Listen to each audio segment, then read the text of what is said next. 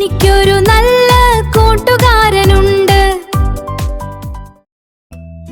Hello കുഞ്ഞുങ്ങളെ, ഇന്ന് നമ്മുടെ മൈ ബെസ്റ്റ് ഫ്രണ്ടിന്റെ ഫസ്റ്റ് എപ്പിസോഡാണ്.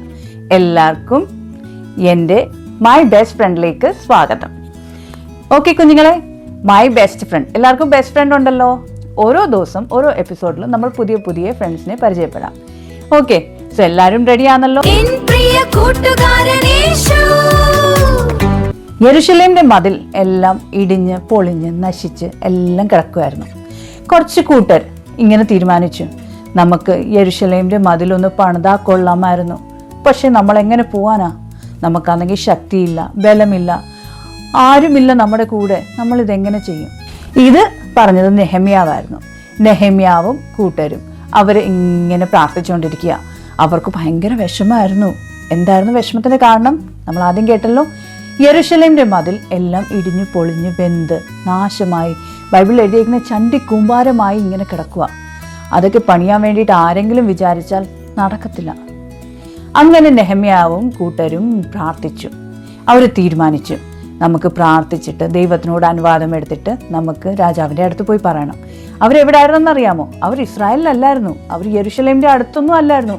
അവർ ദൂരെ ഒരു ദേശത്ത്, അടിമകളായി കൊണ്ടുപോയ ഒരു ദേശത്ത് അവർ താമസിക്കുക. അവർ പക്ഷെ രാജാവിൻ്റെ കൊട്ടാരത്തിലായിരുന്നു കേട്ടോ. ആ കൊട്ടാരത്തിൽ, ഇത് ഏത് വർഷമാണെന്നറിയാമോ? 445 445 BC. ഇപ്പം ഏതാ? 2026 AD. അതെ, അന്നേരം 2026 ADയും 445 BC. എത്ര പഴയ കഥയായത്? നിങ്ങൾക്ക് കേൾക്കണ്ടായോ? എല്ലാവരും റെഡി ആയിട്ടാണല്ലോ ഇരിക്കുന്നത്. ഓക്കെ, ഈ കഥ തുടങ്ങുന്നത് നെഹമ്യാവ് അവിടെ ഇരുന്ന് പ്രാർത്ഥിച്ചു. അവൻ്റെ കൂടെ കുറേ പേരും ഉണ്ടായിരുന്നു. അവരെല്ലാവരും പ്രാർത്ഥിച്ചു. പ്രാർത്ഥിച്ചതിന് ശേഷം അവർ തീരുമാനിച്ചു, രാജാവിൻ്റെ അടുത്ത് പോയി പറയണ്ടേ. അവർ രാജാവിൻ്റെ അടുത്ത് പോയി. രാജാവ് പറഞ്ഞു, എനിക്കറിയാം നിങ്ങൾക്കിത് ആഗ്രഹമുണ്ട്, നിങ്ങൾ അത് പോയി ചെയ്തു. ഞാൻ നിങ്ങളുടെ കൂടെയുണ്ട്. നിങ്ങൾക്ക് വേണ്ടിയ ലെറ്ററും കാര്യങ്ങളും ഒക്കെ ഞാൻ തരാം. നിങ്ങൾ നിങ്ങളുടെ കൂട്ടുകാരെ സഹിതം നിങ്ങൾ പോയി യെരുശലേമിന്റെ മതിൽ പണിതിട്ട് വാ. സോ അങ്ങനെ നെഹമ്യാവും കൂട്ടരും എങ്ങോട്ട് പുറപ്പെട്ടു? അതെ, യെരുശലേമിലേക്ക് പുറപ്പെട്ടു. അങ്ങനെ അവർ യാത്ര ചെയ്ത് യെരുശലേമിലെത്തി. സോ അവർ വരുന്നെന്ന് കേട്ട് അവിടുത്തെ ആൾക്കാർ, അവിടെ കുറേ പേര്, ആ ദേശമൊക്കെ, ആ സ്ഥലങ്ങളൊക്കെ കയ്യേറി വെച്ചിരുന്ന കുറച്ച് പേരുണ്ടായിരുന്നു. ആ ആൾക്കാർ ഇങ്ങനെ കേട്ടു, കുറച്ച് കൂട്ടർ വരുന്നുണ്ട്. അവർ മതിൽ പണിയാനാ വരുന്നില്ല, ഇനി എല്ലാം കഴിഞ്ഞു, ഇനി അതുകൂടെ ഉള്ളൂ. സോ ഈ ഇസ്രായേൽ മക്കള്, ഈ നെഹമ്യയുടെ കൂട്ടര്, അവരവിടെ ചെന്നപ്പം അവർ കേൾക്കുന്നത് എന്താണെന്നറിയാമോ? അവിടെ ഒരാളുണ്ടായിരുന്നു സൻബല്ലത്ത്, വേറെ ഒരാളുണ്ടായിരുന്നു തോബിയാത്. ഇവർ രണ്ടുപേരായിരുന്നു മെയിൻ ആൾക്കാർ. ഇവരവിടെ നിന്ന് സംസാരിക്കുക. ഈ ഒരു ശക്തിയില്ലാത്ത ബലഹീനന്മാരായ യഹൂദന്മാര് ഇവരിവിടെ വന്നിട്ട് എന്ത് കാണിക്കാനാ? ഇവർ ഒരു ദിവസം കൊണ്ട് ഈ മതിൽ പണിത് തീരുമോ? ഇവരുടെ യാഗങ്ങളൊക്കെ ഇവിടെ കഴിക്കുമോ? അന്നേരം തോബിയാത്ത് ഇത് കേട്ടിട്ട് പറയുക, ഒരു കുറുക്കൻ ചാടിയാ മതി, എന്തിന് കൊള്ളാം ഇവരുടെ മതിൽ, ഇവർ മതിൽ പണിയട്ടെ, ഒരു കുറുക്കൻ ചാടുമ്പോഴത്തേന് ഇതങ്ങ് ഇടിഞ്ഞു പൊളിഞ്ഞു വീഴും. ഇത് കേട്ട് നമ്മുടെ ഇസ്രായേൽ മക്കളെല്ലാവരും ഭയങ്കര വിഷമിച്ചു.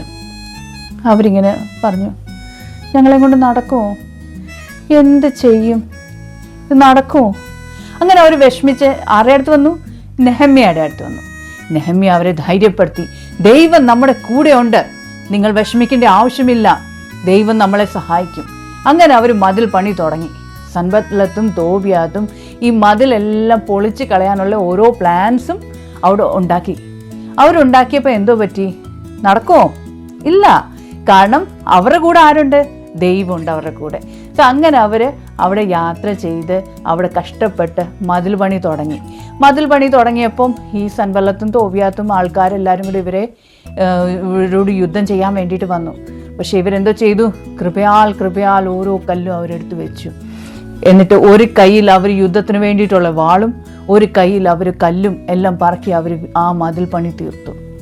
അവർ ആ മതിൽ പണി എല്ലാം കംപ്ലീറ്റ് ചെയ്ത് ദൈവത്തിനെ അവർ ആരാധിച്ചു.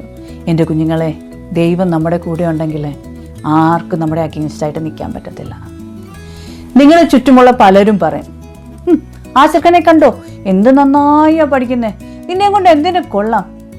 എടാ കഴുതേ, നീ എന്ത് ചെയ്യാൻ പോവുക? സ്കൂളിലൊക്കെ പോകുമ്പോൾ ടീച്ചർമാർ ചിലപ്പം പറഞ്ഞേക്കാം, കൂട്ടുകാർ ചിലപ്പം പറഞ്ഞേക്കാം, എടാ നിന്നെ കൊണ്ട് എന്തിനു കൊള്ളാടാ. പക്ഷേ എൻ്റെ പൊന്നു കുഞ്ഞുങ്ങളെ, നിങ്ങൾ കർത്താവിൽ ആശ്രയിക്കുമ്പോൾ, യേശുവിൽ ആശ്രയിക്കുമ്പോൾ, നമ്മുടെ ബെസ്റ്റ് ഫ്രണ്ടായ യേശു നിങ്ങളെ ഒത്തിരിയും സ്നേഹിക്കുന്നുണ്ട്. നിങ്ങളൊന്ന് വിളിച്ചു നോക്ക്, യേശു നിങ്ങളുടെ അടുത്തുണ്ട്. നമ്മുടെ തീം സോങ് ഓർമ്മയുണ്ടല്ലോ? തീം സോങ്ങിൽ എന്താ പാടിയത്? ഞാൻ ഒറ്റയ്ക്കായിരിക്കുമ്പോൾ, തനിച്ചായിരിക്കുമ്പോൾ യേശു എൻ്റെ കൂടെ ഇരിക്കും. എനിക്ക് ബലമില്ലാത്തപ്പോൾ യേശുവിൻ്റെ ബലമായി തീരും. കുഞ്ഞുങ്ങളെ, യേശു നിങ്ങളെ സ്നേഹിക്കുന്നു. നമ്മുടെ ഏറ്റവും ബെസ്റ്റ് ഫ്രണ്ട് യേശുവാണ്. ആ യേശുവിനെ ഒന്ന് വിളിച്ചു നോക്ക്. നിങ്ങളെല്ലാം എക്സാം എഴുതുന്നുണ്ടല്ലോ. എക്സാം എഴുതുമ്പോൾ പഠിച്ചിരിക്കുമ്പോൾ നമുക്ക് പഠിച്ചാൽ ഓർമ്മ നിൽക്കാത്ത പല കാര്യങ്ങളും വരത്തില്ലേ? അന്നേരം എന്ത് ചെയ്യണമെന്നറിയാമോ? ഒന്നിരുന്ന് ആ ബുക്കിൽ കൈവച്ച് യേശുവിനോട് പ്രാർത്ഥിക്കണം. എൻ്റെ യേശുവെ, നീ എന്നെ സഹായിക്കണമേ. ബൈബിളിൽ എഴുതിയിട്ടുണ്ട്, യഹോവ ഭക്തി ജ്ഞാനത്തിൻ്റെ ആരംഭമായിരിക്കുന്നു. കുഞ്ഞുങ്ങളെ, നിങ്ങൾ പ്രാർത്ഥിച്ചാൽ ദൈവം നിങ്ങൾക്ക് വേണ്ടി ഇറങ്ങി വരും. നിങ്ങൾക്ക് വേണ്ടി അത്ഭുതങ്ങൾ പ്രവർത്തിക്കും. നിങ്ങളുടെ അവസ്ഥയ്ക്ക് മാറ്റം വരും. ഒന്ന് വിശ്വസിച്ച് നോക്ക്. യേശു നിങ്ങളെ സ്നേഹിക്കുന്നു. എൻ്റെ ബെസ്റ്റ് ഫ്രണ്ട് യേശുവാണ്. നിങ്ങളുടെയും ബെസ്റ്റ് ഫ്രണ്ട് യേശു ആകാം. നിങ്ങളൊന്ന് വിളിച്ചാൽ മതി. ദൈവം നിങ്ങളെ അനുഗ്രഹിക്കട്ടെ.